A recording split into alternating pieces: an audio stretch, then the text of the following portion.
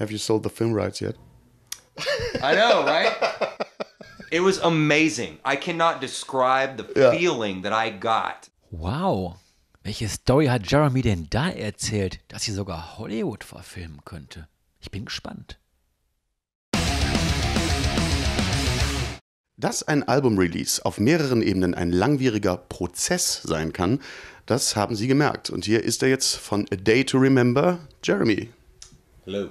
To say that you went through a bit of a struggle might be highly understated. Yes. So what exactly happened between you and Victor Records back then? We didn't even sign a contract. It's like this little memo, which isn't right off the bat. That's not normal in a legal sense in America. It's just really vague, and it was being used against us to kind of do whatever he wanted to do. Like, he would just say, oh, you can't do that because your contract says that. You can't. And then we'd be like, well, no, it doesn't say that at all. So he would just kind of write in his own stuff because it was so vague. Yeah. And us, we felt that we had completed the contract, and they disagreed. So that's it. We took him to court to try to sort out our differences. He was trying to push back our new album as late as possible to hopefully scare us into settling in a worse agreement.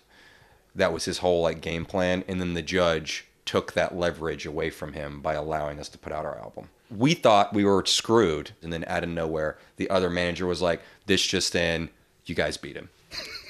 And I was the only one who read it too. Everyone in the room, we had our tour manager, we had parts of our crew, all of the band was in one room.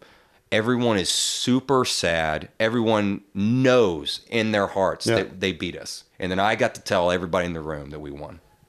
Have you sold the film rights yet? I know, right? It was amazing. I cannot describe the feeling that I got. I saw a statistic, and it was like the more pain it takes to give birth to a baby, the more the mother might love the child, actually. Wow. Would you compare that to the album situation? Yes, that sounds spot on, actually. If you really look at it, now that it's finished and everyone knows it, we wrote the last album of our career. That's what it was. We ended it with us telling stories, and then wham, it's over. You know what I mean? I remember, as in I'm looking back at our career, and I'm proud of what we did.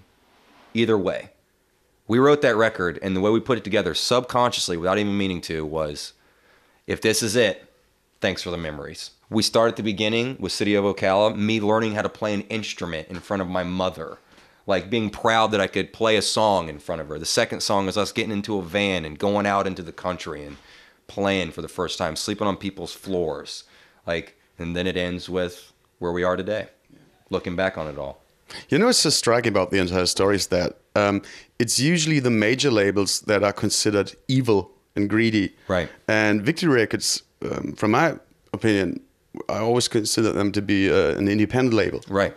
So I guess it's not that simple, is it? No, it's just all about the way you do business, you know? They did a lot of positives for us, but at the same time, they did a lot of negatives to us. They forced us into a lot of things that we didn't want to do as a band, with threats of ending our career. And, you can't work with people like that. With Common Courtesy finally out, yes, how's the response so far? It's been amazing. We were actually pretty nervous about it. It's been a crazy response. And in a lot of places we played in Germany, our turnouts have more than doubled.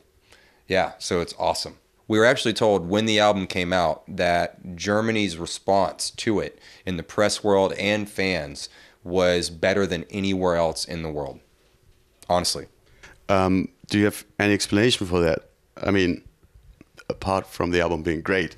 Well, I hope they think so. We played Rock am Ring, Rock im Park this last time around, and it was the first time we ever played a big festival and we felt like we had one of those really special performances. There was an energy between us and the crowd that was special, and we had one of those nights, actually at both Rock am Ring and Rock im Park. So hopefully we gain some fans there. We actually are planning to shoot a DVD here coming up in London. As of right now, we're playing Alexandria Palace, And with the pre-sale of the show, it's already our highest selling headlining show of our career.